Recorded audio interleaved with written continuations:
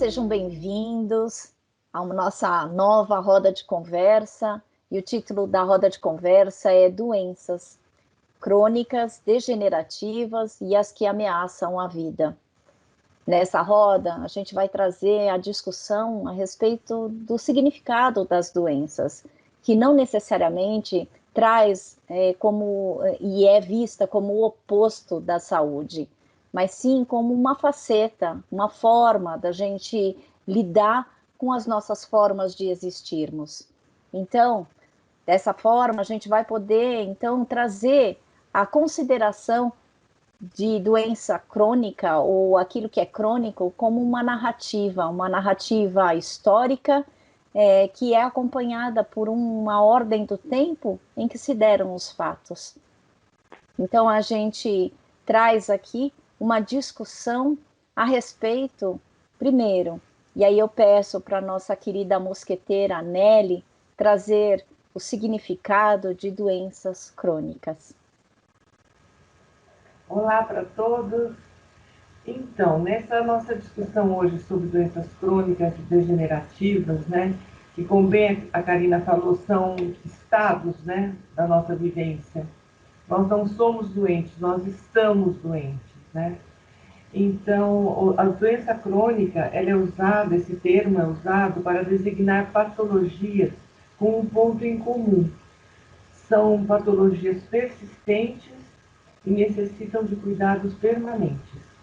Essa é a condição de uma doença crônica. Eu acredito que nós vivemos atualmente com várias doenças denominadas crônicas, como, por exemplo, diabetes, a osteoporose, a hipertensão arterial. São doenças denominadas crônicas e que, inclusive, hoje nós também tratamos o câncer como uma doença crônica, porque tem muitos tipos de câncer que hoje são curáveis. Embora, quando você receba um diagnóstico de câncer, parece que vem uma sentença de morte. Qualquer tipo de câncer, quando você recebe essa notícia, você se vê frente à morte. Então eu vou morrer. Porque o câncer tem um estigma que já vem desde a antiguidade e foi sendo construído por conta de, há um tempo atrás, não haver tantos avanços tecnológicos, farmacológicos que conseguem hoje tratar essa doença e torná-la crônica, que a pessoa vive por muitos anos fazendo um tratamento, cuidando dessa doença, e muitos deles são curáveis. Mas no primeiro momento, a ideia é de uma doença fatal, é uma ameaça de morte, é o estigma da morte. Tanto que nós conhecemos a síndrome de Damocles, que trata bem assim sobre as pessoas que já tiveram um câncer, que trata de o Damocles era um servo do império e ele admirava muito o imperador, o seu soberano, e ele gostaria muito de trocar de lugar com ele. Ele gostaria muito de ser como ele, de ter tudo, ter poder, ter a mais bela casa, o mais belo palácio, as mais belas comidas, as mais saborosas, enfim, tudo de bom que um poder pode trazer. E um dia esse soberano resolveu trocar de lugar com ele. E falou: Damocles, então você vai ser por um dia o soberano. E ele ficou todo entusiasmado e se pôs no lugar dele com as mais belas roupas, os banquetes, as dançarinas, as mais belas músicas. Mas quando ele olha para cima, ele vê uma espada presa por um fio de crina de cavalo. E ele vê aquela espada em cima da cabeça dele. E ele fica apavorado e pergunta para o soberano: mas o que quer dizer isso, né? O que quer dizer essa espada em cima da minha cabeça, presa por esse fio de crina de cavalo? Então esse soberano explica para ele: é assim que eu me sinto, eu tenho todo o poder, mas eu me sinto sempre ameaçado por algo. Então nós sempre associamos o câncer a essa lenda, a essa fábula. Por quê? Porque quem já teve um câncer tem muito medo de voltar a tê-lo, mesmo que ele se cure desse câncer, ele sabe que tem uma vulnerabilidade. Então, isso passa a ser crônico. Então, nós percebemos que a doença crônica, muitas vezes, ela não está só propriamente na doença, mas em como a gente significa essa doença na nossa vida. Como nós encaramos essa doença, esse tempo, como a Karina disse, é um tempo histórico. Nós vivemos uma história de uma doença. Agora, como nós encaramos isso? Quando você tem uma cura de um câncer, eu me lembro muito bem, quando eu tive meu câncer de mama, e que eu fiz, depois de todo o tratamento, eu fiz uma quimioterapia oral que durou 5 anos. E quando acabou esse tempo, quando passaram-se esses 5 anos, e o médico falou para mim, pronto, agora acabou. Eu pensei, e agora? Porque aquele medicamento que eu tomava, para mim, era uma segurança. Eu estou tomando medicamento para o câncer não voltar. E agora que eu vou ficar sem isso? Então você veja que existe todo um significado, uma simbologia em torno da própria doença. A doença não é só um fato físico orgânico. Ela tem também toda uma simbologia, um significado que faz com que a gente sinta a doença de uma forma muito individual e muito singular. Muitas vezes, quando eu trabalhava no hospital e que o paciente tinha alta da doença, do câncer, ele se sentia abandonado, ele se sentia desapoiado. Ele estava tão acostumado a frequentar aquele ambiente, de receber tanto apoio, que naquele momento da alta ele falava, e agora? O que vai ser de mim? Eu não vou ter mais esse acolhimento, eu não vou ter mais esse aconchego, porque mais do que um tratamento físico, orgânico, farmacológico, o que também influencia muito num tratamento de uma doença, qualquer ela que seja, é o apoio, o acolhimento que você recebe. Você veja, o câncer hoje é uma doença crônica, assim como pode ser uma depressão. A depressão pode ser uma doença crônica. Então, eu acho que agora nós temos que lidar com com o nosso tema de hoje a partir desses significados, de tudo isso que envolve as doenças, tanto seja uma degenerativa como seja uma crônica. Eu acho que o mais importante para nós tratarmos hoje seria o enfrentamento dessa doença e como cada um de nós, cada ser humano em particular, vive esse momento da doença.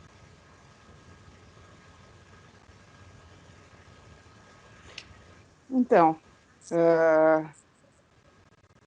muito bom estar aqui de novo com as nossas companheiras mosqueteiras nesse encontro nosso e pensando, refletindo, né, sobre o que nós estamos conversando aqui, né, há definições mesmo sobre o que é crônico, o que é degenerativo e o que ameaça a vida, mas claro que é muito importante, como a Nery falou, a questão de como cada um de nós significa essa questão na sua vida, né? Sobre ter uma doença e estar doente.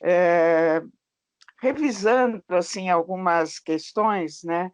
Sempre a gente lembra do câncer, né? Que passou, hoje em dia é considerada uma doença crônica por causa do tempo de duração, por causa da sintomatologia que persiste, sobre a questão se há ou não a cura, né? Mas é muito interessante pensar que o que significa uma doença que ameaça a vida?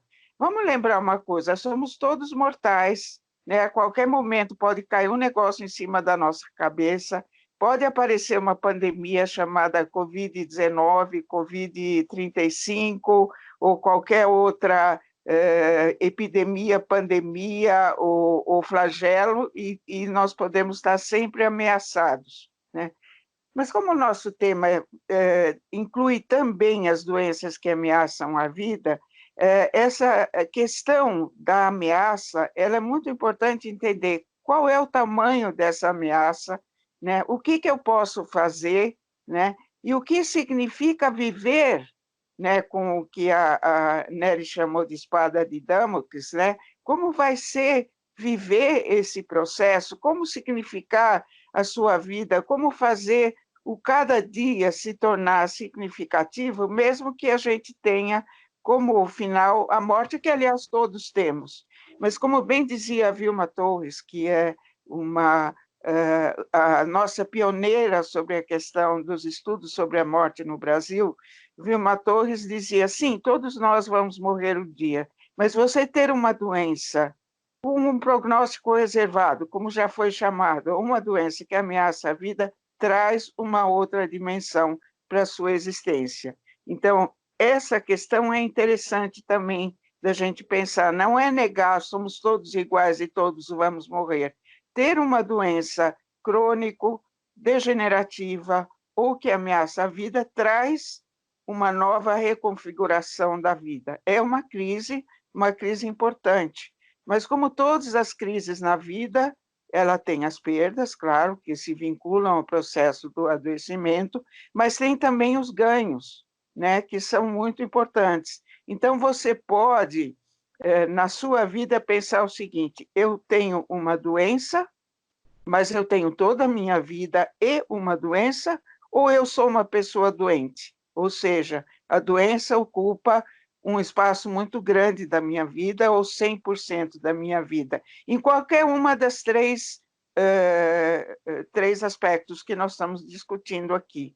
Eu me lembro de muitas conversas com um especialista em dor, o Antônio Camargo, né, que trabalhava lá no hospital de Jaú, e ele dizia para mim, dores crônicas, então estamos no campo do crônico, às vezes são muito mais complicadas de serem cuidadas, por exemplo, do que a dor oncológica, para a qual eu tenho uma medicação, e essa medicação traz o alívio, o controle e a qualidade de vida, mesmo que a doença esteja presente. Então, não é a cura, mas é sim a possibilidade de recuperação. Ele dizia para mim, Júlia, o que é realmente complicado para mim são as dores crônicas. Elas não matam concretamente, mas elas matam psiquicamente, porque a pessoa vive com essa dor durante 24 horas, né? E isso, sim, é um grande desafio para mim. Então, vamos tomar cuidado com essas várias significações que essas palavras podem nos oferecer. Então, essa é a primeira fala no momento, né? Passo a bola para frente. Olá a todos. Bom, meu papel aqui é ficar de apoio, porque eu não me sinto autoridade. A Júlia já faz, lá vem a Paula de novo com essa conversa, né? Como eu estou repetitiva. Mas eu vou explicar por quê nessa situação. Eu, felizmente, nunca fui acometida por uma doença, não sei lidar com isso. E não me sinto capaz, nem academicamente, nem por experiência, para falar ou de uma doença degenerativa ou de uma doença crônica. E testemunhei algumas situações próximas de amigos queridos e familiares, mas é um outro tipo de dor que eu senti, né? Uma dor de coração, uma dor de impotência. Eu até fui estudar Reiki, porque falei, poxa, por que eu não fiz medicina? Eu podia ajudar. Se eu fosse médica, eu podia ajudar, talvez, mas agora eu sou advogada e não dá mais tempo de estudar para medicina, porque não que eu não tenha tempo, mas eu não quero dedicar o tempo que eu tenho para isso. E aí eu fui fazer Reiki para me sentir menos impotente diante de alguém que eu amo muito e não poder fazer nada. Mas isso é só um, um leve desabafo para justificar o porquê que eu vou ficar ouvindo vocês. Meu papel hoje é trazer o significado da palavra degenerar, e no começo do nosso esquenta, onde a gente estava roteirizando, a gente foi buscar o significado de o que é crônico, o que é degenerativo, E essa brincadeira com as palavras, que é uma característica da Karina e que a gente vem adotando, né, de entender realmente, trazer o significado dela, literal, mas trazer o impacto que ela nos causa de forma prática, se tornou um hábito para a gente, e eu gosto muito, tenho feito isso na minha vida pessoal, quando eu estou trabalhando, produzindo os podcasts, e agora também na roda. No nosso esquenta, a Karina disse, anota aí já, olhando o significado de degenerar no meu dicionário, porque ela usa um dicionário de papel, né? Não é? Ela coloca degenerar, aletar, deturpar, estragar-se. Eu fui no Google e pus qual o significado de degenerar, e ele complementa, perder ou ter alteradas, entre parênteses, o ser vivo, as qualidades próprias de sua espécie, abastardar-se. Segundo significado, mudar para um estado ou condição qualitativamente inferior, declinar, estragar-se. São fortes as palavras, né? Agora, quanto à crônica, Karina, você vai trazer, né, Dindesa? Você vai trazer crônica ou eu já mando o que é crônica aqui no Google? Manda? Então vamos lá. Crônica, significado. Ele vai trazer substantivo mesmo, não vai trazer o significado próprio do que a gente está tratando, da questão de, por exemplo, dores crônicas. E como história, crônica vai trazer compilação de fatos históricos apresentados segundo a ordem de sucessão no tempo. Originalmente, a crônica limitava-se a relatos verídicos e nobres, e a partir do século XIX passou a refletir também a vida social, a política, os costumes e o cotidiano. Por extensão, história, crônica também é uma representação genealógica de uma família tida por nobre. Cabe um gancho aí, que eu já passo a bola para a Dindesa Karina, que eu sei que ela vai fazer aquela costurada do fuxico, porque essa já é a hora que a gente já está fuxicando, né? Que delícia, querida. E é mesmo, né? Você fala que sempre está acompanhando, mas você é uma ótima companhia, Tereza. Porque você traz pérolas, né? Porque você acompanhando a gente, testemunhando, você tem o dom que é de ser advogada, né? E de trazer essa narrativa de um outro prisma. E eu acho muito interessante isso. Então, de novo, a gente te traz de volta. Você quer sair, mas a gente te traz de volta como a mosqueteira que faz. Eu faço questão de que você esteja aqui, porque, como eu falei, você às vezes solta algumas pérolas. E aí, quando a Júlia fez assim, eu também fiz assim, meio que, ei, né, para de falar que você não tem como ajudar e você tem muito que ajudar, você fala assim, tô eu aqui sendo repetitiva. E aí, exatamente é isso que acontece com as doenças. A doença é uma repetição de uma crença, primeiro, que a gente não é válido, segundo, que a gente não faz muito sentido nas situações, porque tudo se mudou, e como bem falou a Nelly, a gente precisa tomar um cuidado que nós não somos a doença, nós estamos doentes. E é isso que atrapalha o enfrentamento, porque esta repetição, seja lá pela dor, seja lá pela própria restrição e limitação que a gente enfrenta nas doenças, durante as doenças, né? É isso que faz e agrava o nosso estado emocional e existencial. A repetição para Gestalt significa pedir novamente. Isso quer dizer que quando a gente lida com várias limitações, a gente tem uma repetição e uma certa forma crônica de lidar com a persistente insistência da falta de significado, da falta de dimensão. E aí isso traz muita impotência para a gente.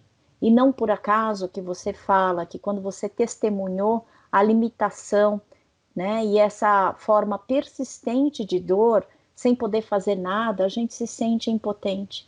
E você traz o reiki como uma possibilidade energética de acompanhar o outro, de ofertar para o outro aquilo que é o teu melhor. Então você vê que assim são maneiras da gente lidar com as dores da gente, as dores dos outros, e traz muito realmente a impotência. A doença realmente é uma constatação, e eu acredito que seja um lembrete, né, de que nós somos finitos. E como a Júlia traz também, a Vilma Torres, eu acho bacana, né, que a Júlia começa a trazer o redimensionamento, porque a Vilma Torres fala, né, que, de repente, é essa reconfiguração da vida que está sendo posta para a gente, né, é essa possibilidade da gente ressignificar a nossa existência. E a gente precisa, sim, entender qual é a dimensão desta doença e o que traz de dor, qual é o significado desta doença e o que, que a gente vai fazer, né? Como enfrentamento. Então, assim, tentei fazer um resumão de tudo que vocês trouxeram, né? E que isso pode viver, né? Ser um drama na nossa vida, a doença, e também ser um evento traumático. Ontem nós tivemos, né, uma aula, né, aprendemos uma aula com o Miguel Boarati sobre transtorno pós-traumático, e ele fala, né, da ideia de que o trauma ele é dos sintomas, né? Na verdade, uma das grandes características de um transtorno pós-traumático, e que a gente começa a ficar descrente, desesperançoso, que a gente vai conseguir, né, lidar e superar.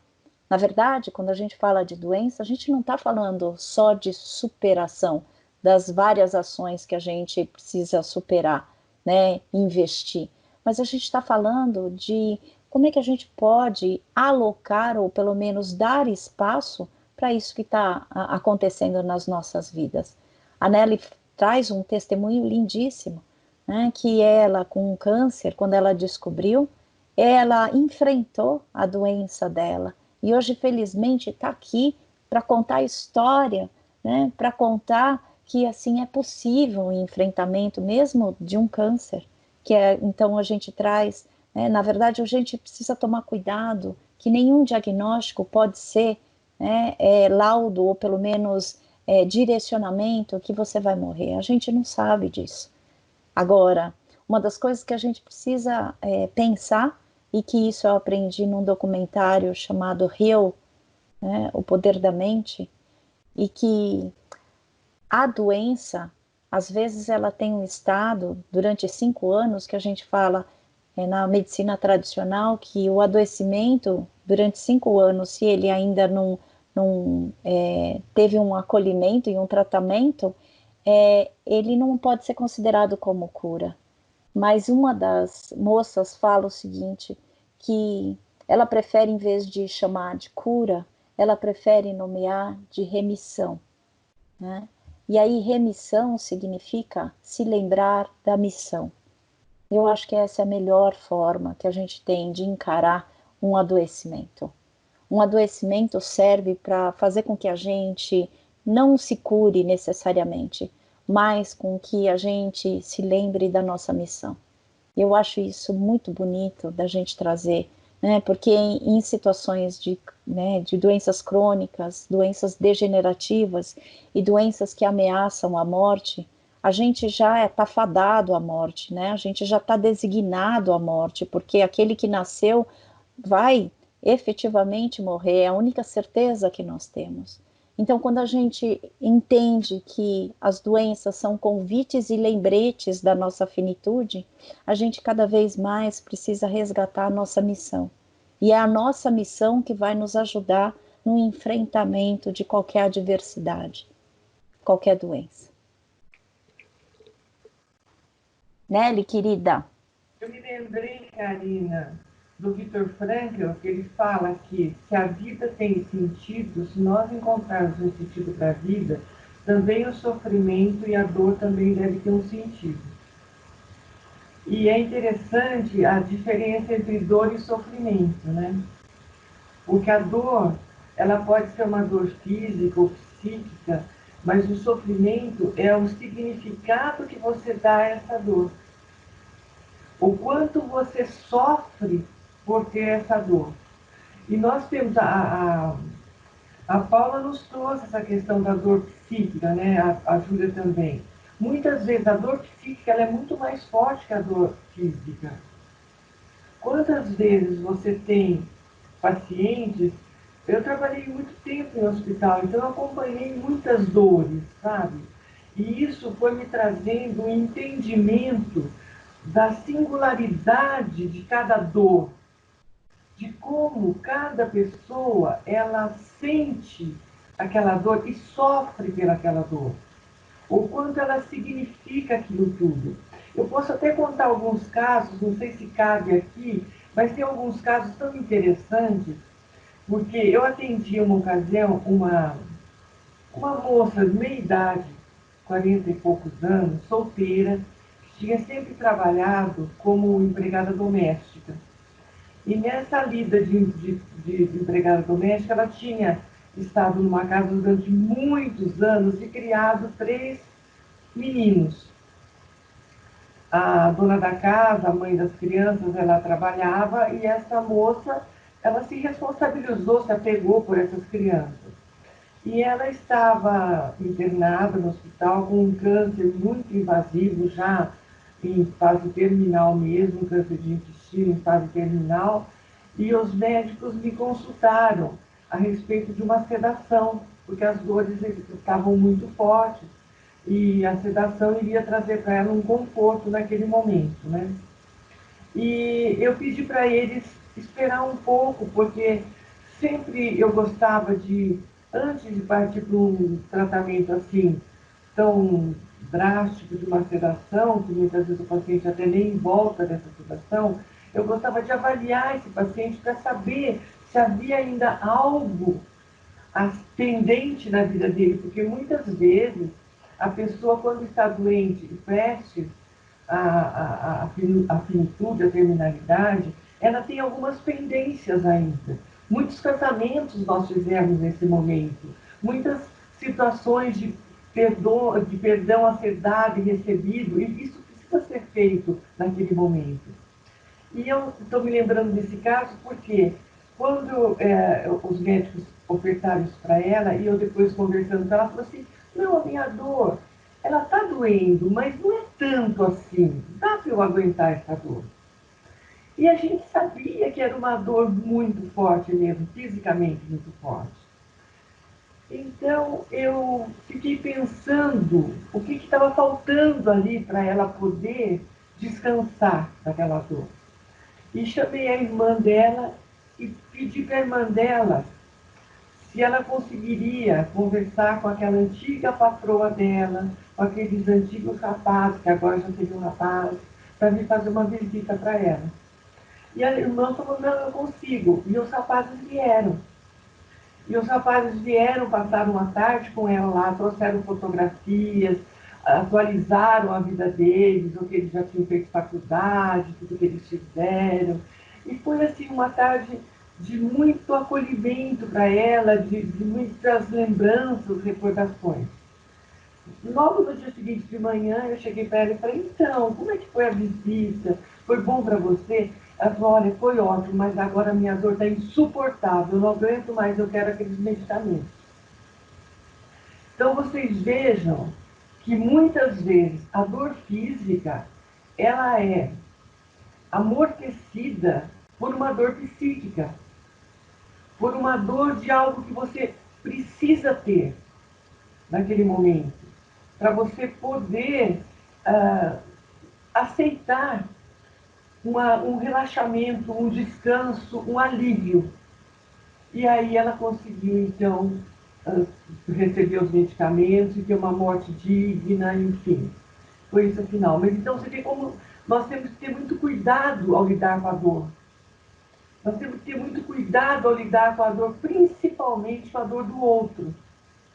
Porque a sua dor, você consegue, de uma certa forma, não tem dimensão, né? Mas você consegue, de uma certa forma, entender a sua dor, significar a sua dor. Agora, a dor do outro, você tem que ter, assim, uma disponibilidade interna tão grande, um despojamento tão grande, uma falta de julgamento tão grande que muitas vezes a gente encontra em algumas instituições, em alguns cuidadores, deles avaliar a dor do outro pela sua própria dor. Mas não tem parâmetro, não tem comparação. Então, nesse momento, é você procurar entender se essa dor, que é tão forte para mim, para os médicos, para todos que estão cercando, é tão forte que a indicação seria essa, por que ela está conseguindo suportar essa dor? Por que ela quer se manter ainda viva com tanta dor? Então, esse é o momento que você tem que ter esse despojamento do entendimento entre dor e sofrimento. Essa é a diferença. Eu acho que são muitos casos que eu tenho, assim, de acompanhamento, de vivência. Eu trouxe a minha vivência pessoal, mas são várias, mas acompanhar a dor das outras pessoas, acompanhar o sofrimento de outras pessoas, acompanhar a finitude de outras pessoas, te dá uma bagagem de vida, te traz um enriquecimento existencial tão grande que você passa a ver a vida de uma forma tão diferente, você passa a admirar tantas pessoas, desde os pequenininhos que me ensinaram tanto, até os mais idosos também que me deixaram tanta sabedoria, você passa a ter um aprendizado de vida. Eu acho que o Rinpoche fala naquele livro tibetano da morte do viver, ele fala isso, que você acompanhar a morte, o sofrimento das pessoas, é o maior tesouro que você pode ter na sua vida. Porque eu vou repetir também uma fala minha. A alegria é muito fácil de você compartilhar. Agora, a dor, o sofrimento, a morte, a finitude, é algo que te ensina. É assim, algo incomparável. Você assistir a morte de alguém, você está de mãos dadas com alguém que está morrendo, você sente aquela energia sua passando por aquela pessoa e entregando aquela pessoa, deixando ela ir, sabendo que ela tem um lugar para ir. Ou ela construiu esse lugar, ou ela não construiu por uma convicção própria, por uma falta de tempo, mas que ela está indo. Então, é como se você, ao receber uma criança no nascimento, que você recebe essa criança para a morte também. Porque a partir do primeiro dia que você nasce, você já está morrendo. Então, você estar ali ao lado daquela pessoa no seu último momento é um privilégio.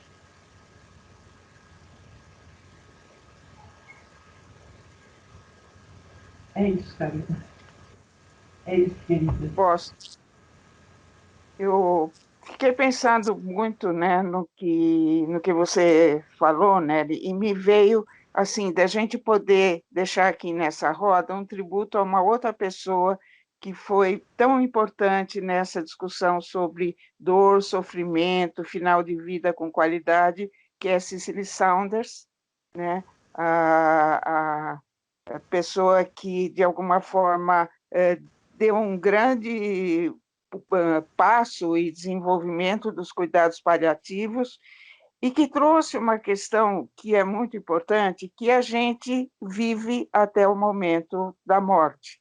Isto quer dizer que no século passado, século XX, e mesmo no século XXI ainda, muitas pessoas que têm uma doença avançada ou uma doença que ameaça a vida e tal, foram chamados de pacientes terminais, ou seja, não tem mais nada a fazer.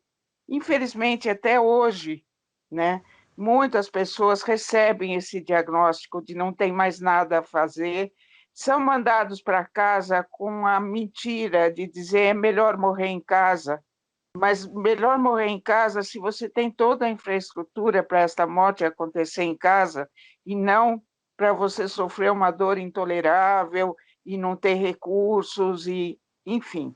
Infelizmente, com tudo que a ciência avançou, ainda muitas pessoas morrem no mundo inteiro, no Brasil e no mundo inteiro, com dor com dor, com sofrimento intolerável e tal. Então, esse tributo que a gente deve dar a essa pessoa, a Kubler-Ross e a vários de nós, né, que temos estudado essas questões, é assim: sim, a morte vai acontecer com todos nós, mas que morte? De que jeito?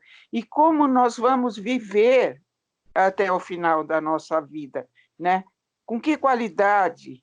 Com que cuidados, né? Então, essa é uma questão extremamente importante a ser considerada, né? Tantos avanços que já aconteceram e tal, e muitas pessoas estão morrendo muito mal. Então, como é que a gente pode colaborar, né? Eu achei muito interessante essa perspectiva de compreensão. Eu, na verdade, às vezes tenho a Cicely Saunders não divide tanto dor e sofrimento, mas outros autores sim. E talvez seja importante a gente refletir sobre isso, porque é muito importante a gente considerar que a dor é um fenômeno subjetivo, ou seja, cada um de nós sente a dor do jeito que sente, né? Então, o que para alguns pode ser uma dor intolerável, como até o caso que você relatou, né, pode para outras pessoas ser absolutamente suportável, porque elas têm outras questões, né? Então, essa subjetividade da dor, ela é extremamente interessante, tanto que não existe termômetro para dor, né? Não adianta você botar o termômetro, ele vai dizer, ah, você tem dor tanto. Não existe. Até os médicos mais objetivos, aqueles que querem tudo numerado e tal, eles têm que se submeter à ideia de que a pessoa é quem mais sabe sobre a sua dor. E ela vai definir se essa dor é fraca, moderada ou intensa através de um sistema de notas de 0 a 10, né? Em que ela vai dizer, a partir da experiência vivida dela, se a dor dela é 0, é 4 ou é 10. Sendo 10, a pior dor que ela sofreu, seja ela qual for. Bateu o dedinho na quina da cama, foi a dor do parto, foi canal, foi, sei lá, qual dor que seja, ela vai então atribuir essa nota. E ela deve ser medicada segundo esses critérios. Esse é um dos maiores representantes da questão de quanto é importante a gente ouvir a história, a narrativa, a crônica como gênero literário, né? A crônica é a narrativa, é contar aquela história, a história daquela dor, daquele sofrimento. Foi o que, né, aconteceu aqui, nós tivemos relatos disso, e é interessante também, né, se eu passar a palavra, a gente pensar um pouquinho assim, quanto o outro que cuida, né, Paula, pode estar atento, né, e acompanhando esse processo à medida que a pessoa vai nos conduzindo na sua história e na sua trajetória da dor. E cada vez mais a gente observa quanto a narrativa, quanto a escrita, quanto poder refletir sobre a sua própria dor pode ser um dos melhores remédios que a gente pode ter, né, nesse sentido de compreensão da doença, da dor, do sofrimento e também das maneiras de enfrentamento. Então, pensando aqui numa das mosqueteiras, né, que tem um livro maravilhoso contando sobre a sua história, né, vivida com uma doença que pegou de supetão, né, mas que foi trazendo, através dessa narrativa, um processo de elaboração. Eu não sei se é superação, eu não sei se eu gosto muito da palavra superação. É um processo de constante elaboração e compreensão, né? Compreensão, não incompreensão, compreensão, né? Que é tão importante. Quer dizer, o quanto que contar para alguém, ouvir a sua própria voz relatando esse processo é muito importante, porque a cada dia ele é possível, né? Por isso que eu digo que existe o mais importante de todo esse processo, que mesmo que uma pessoa tenha uma doença que ameaça a vida, tenha uma doença crônica ou tenha uma doença degenerativa, né? A cada momento de vida ela pode fazer descobertas, elaborações, formas de rever situações de vida e tal. né? E isso é muito importante. Aqueles que cuidam, mas também é muito importante para quem está vivendo o processo. Então, essas são algumas palavras que eu queria trocar com vocês. Júlia, eu fico bastante emocionada quando eu ouço você falando. Livro A Vida Não É do Jeito que a Gente Quer, que realmente foi a minha salvação psíquica e existencial, partiu de uma necessidade intensa de compreender a minha dor e a minha história também, porque nele eu trago toda a narrativa, né, de uma história permeada de muita dor e sofrimento e de muita incompreensão, e que eu pude, através do meu adoecimento, ter uma ressignificação. Concordo com você, né, em relação à palavra superação. Não foi só isso que me ajudou. O que me ajudou é eu encontrar na compreensão e nessa narrativa formas de eu expandir as minhas maneiras de suportar a minha dor, né? A minha dor existencial, que cada um tem o seu fardo e seu privilégio, né? Acho que a gente aqui se uniu também não por acaso, porque somos 4 mosqueteiras, com várias histórias, várias situações de sofrimento e de dor, né? E que uma das coisas que você apontou, né, quando você falou da Cicely Saunders, né, eu achei bonito, porque você traz a questão da temporalidade, né, e da terminalidade, né? E quando você traz a discussão sobre o ponto de que hoje em dia as pessoas falam que os pacientes são terminais, e eu aprendi com você nas tuas aulas que esse termo talvez não fosse o mais adequado, porque terminal é quem?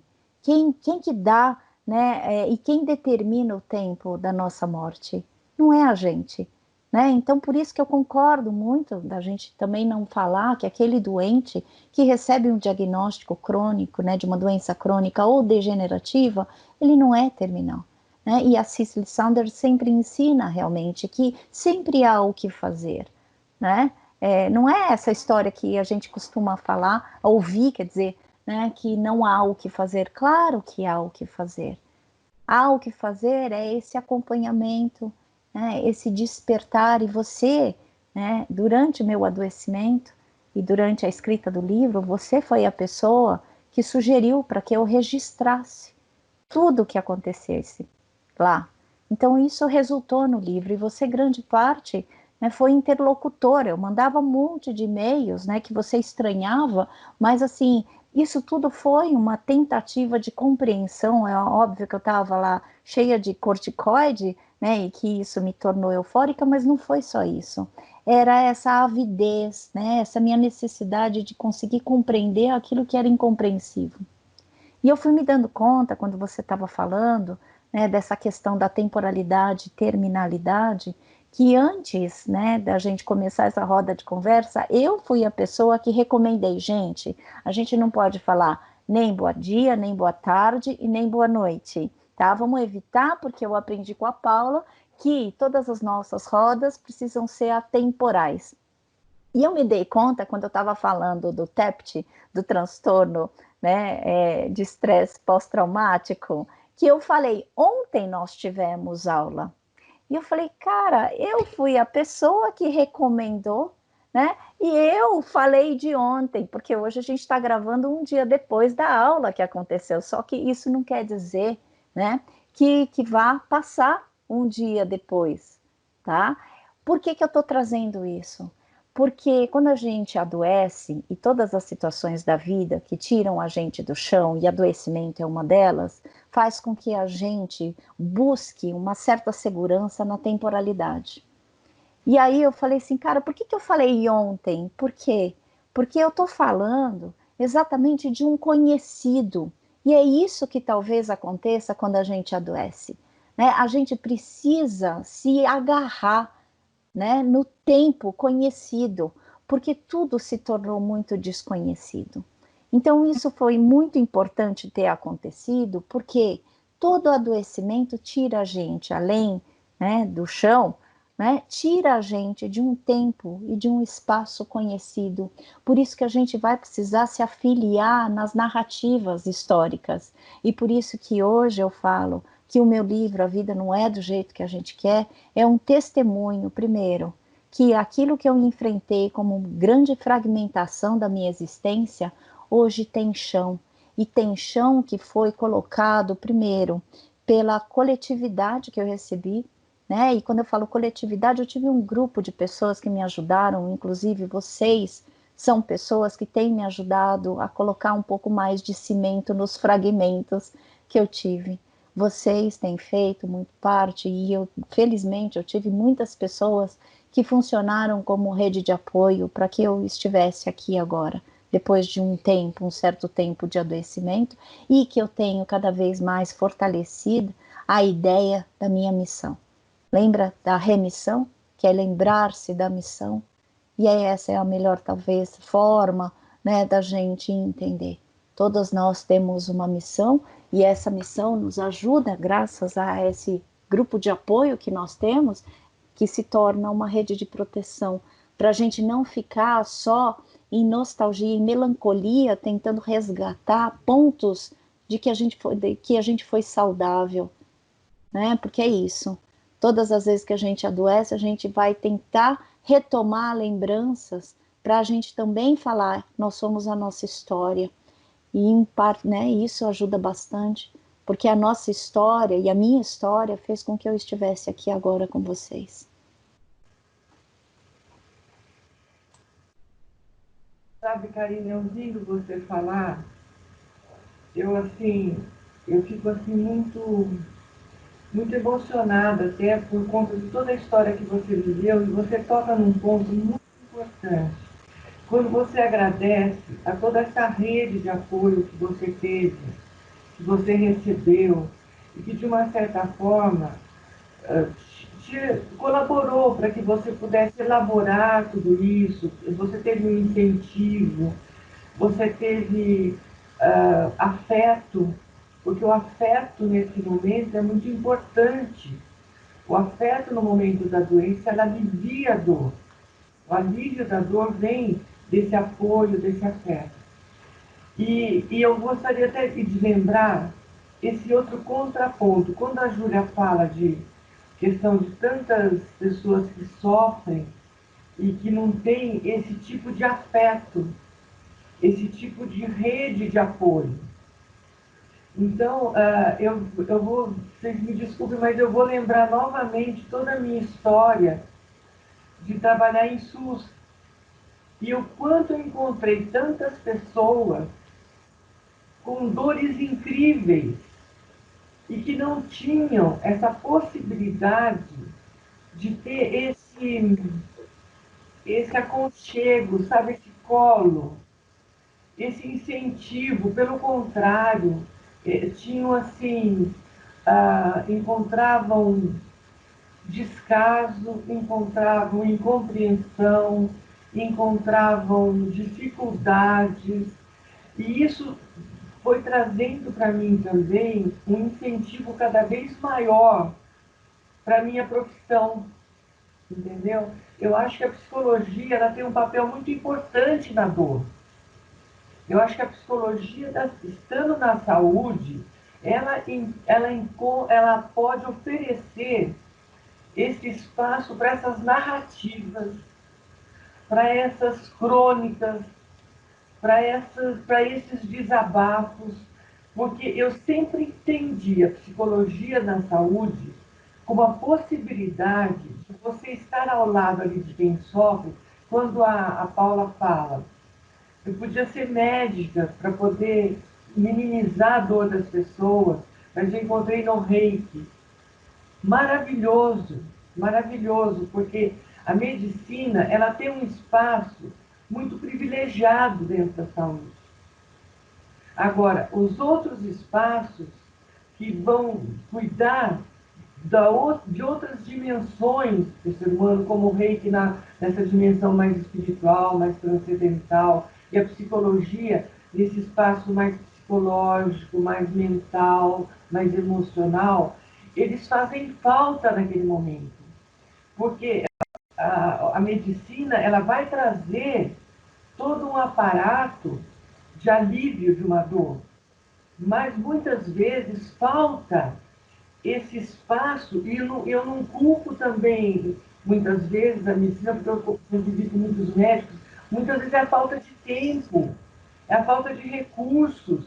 Eu já vi médicos chorando, porque no SUS eles não tinham a possibilidade de usar uma farmacologia que era condizente para aquele caso, mas não tinha, não cobria. Então, por falta de um aparato farmacológico, eles choravam por não poder salvar aquele paciente, cuidar daquele paciente de uma forma mais produtiva, de uma forma mais eficiente, mais eficaz. Então, a gente sofre muito com isso. E você poder oferecer nesse momento, é como eu falei para vocês, nesse caso que eu contei para vocês, eu só pude oferecer, colaborar com essa morte dessa paciente, porque eu sabia a vida dela. Se você não conhece esse paciente desde que ele chega e que você oferece ali uma escuta para que ele narre para você o que foi a vida dele. Essa pessoa não era um câncer de intestino. Vou trocar o nome, era Maria, que tinha vivido uma história toda, tinha toda uma biografia. Então, se você não tem essa possibilidade de você conhecer aquela pessoa, você não sabe.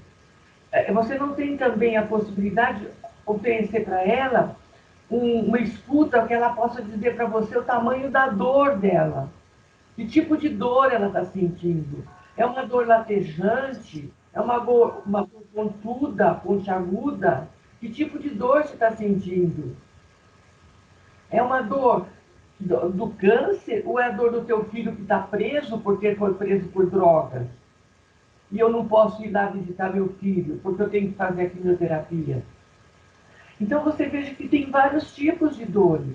Então a dor crônica, não vamos fugir do nosso tema, a dor crônica, ela tanto pode ser uma dor crônica física, como pode ser uma dor crônica psíquica, emocional. E essa é mais difícil de curar, porque não tem medicamento. Não há medicamento que cure essa dor. Não há medicamento que te traga um perdão que você precisa. Então você veja que as dores degenerativas, elas têm um diferencial aí, porque a pessoa ela vai vivenciando uma perda de si mesma. Ela já não sabe mais quem ela é. Ela vai perdendo faculdades, ela vai perdendo capacidades, ela vai perdendo o seu entendimento muitas vezes. E isso, para mim, é uma dor assim, muito grande, porque não é uma coisa repentina, não é de uma hora para outra. Você dorme de um jeito e amanhece de outro. Não, é lento. É lento, e você vai percebendo as suas perdas no dia após dia. E você estando ali ao lado dessas pessoas também, você vai podendo facilitar para ela uma descrição, como a Karina diz, uma elaboração feita no dia a dia. E isso tudo vai trazendo possibilidades de você se reerguer, de você se reconhecer em outras possibilidades. Você se transforma, você deixa de ser uma pessoa para ser uma outra pessoa, que também merece respeito, que também merece atenção, que também merece a sua autoestima. Então, é isso que eu gostaria de deixar bem claro até para quem cuida, para profissionais de saúde. Acolham esses pacientes dessa forma, com que eles possam se transformar nessa elaboração, que eles possam narrar a sua dor, que se abra um espaço para que eles possam também falar sobre isso, sobre os seus sentimentos, sobre as suas transformações, para que você encontre ali, em algum pedacinho, eles vão desenrolando esse novelo e você encontra ali naqueles fiapinhos algo que possa ser aproveitado, que possa ser notificado. Olha, essa linha está sendo interrompida, mas olha aqui, tem um pedacinho que dá para você emendar. tem aqui um pedacinho que dá para você fazer um lacinho, uma emenda aqui, e que você vai se transformar em um outro novelo, uma outra cor, mas que você possa ser útil ainda para o mundo, para a vida, para você mesmo, para o universo. Fazer parte desse universo tão grande. Não é porque você está vivendo essa história, não é porque você está nesse pedaço dessa narrativa, que a narrativa tem que terminar aqui. Ela pode ter continuidade. Foi lançado recentemente o podcast Se Tem Vida Tem Jeito, da nossa querida Karina. E o que é esse podcast? Ele é um mix de coisas, um mix de emoções, um mix de reviver o passado, porque é muito forte esse processo. Então, fica aí o convite para quem está ouvindo a gente escutar o podcast Se Tem Vida Tem Jeito, acompanhar essa jornada da Karina, da vida dela e de como ela foi trazendo essas situações, ser provocada a refletir sobre a sua própria jornada. Eu já deixo o meu grande abraço para vocês, dizendo que eu me renovo a cada roda de conversa dessas, dizendo que essas minhas amigas são powers. Fico muito feliz com tudo que vocês trazem, com as referências bibliográficas, com os contrapontos e os pontos, e dizer que esse é só o começo. Eu aproveito, então, agora também para falar as minhas palavras finais, né? O tempo voa. Queria dizer também o quanto me tocou esse encontro, o quanto pude rememorar trabalhos importantes que eu fiz também na área, que fiz, não, continuo fazendo na área de oncologia, onde eu comecei, na questão dos cuidados paliativos, na questão dos estudos sobre a dor, mas ouvir vocês e poder compartilhar nessa roda é para mim uma experiência maravilhosa, né? Eu aprendo muita coisa, desenvolvo, né? Eu tenho às vezes uma certa dificuldade, mas nossa, está sendo momentos sublimes e muito importantes. Então espero encontrá-las na próxima roda, que já já a gente vai anunciar também. E o grande prazer de estar com vocês. E até a próxima. Um beijo bem grande para todos. E fico aqui para costurar o nosso fuxico e para trazer 4 ideias. Primeiro, não somos invisíveis. Você que adoeceu não é invisível. Não permita que você seja invisível, porque você tem como encontrar maneiras de suportar a sua dor. A segunda ideia, talvez, é que a pior doença acontece quando a dor é silenciada. Então não se autorize a silenciar a sua dor. Escreva, utilize da arte para comunicar a sua dor. Você merece. Terceira ideia, é uma frase minha. O sentido pertence ao sentidor, aquele que sente a dor. E por último, é o que nós estamos fazendo agora. Nós nos tornamos parceiras, mosqueteiras, guerreiras, que uma ajuda a suportar a dor e mais, uma é colaboradora da outra, aquela que colabora com a dor da outra. Então, fechamos aqui nossa roda de conversa, agradecida, minhas queridas e amadas, por vocês serem colaboradoras, aquelas que colaboram e muito para minha dor e para o meu sofrimento. E que bom que estamos juntos e estaremos, hoje e sempre. Eu só queria dar o meu tchauzinho também. Por favor.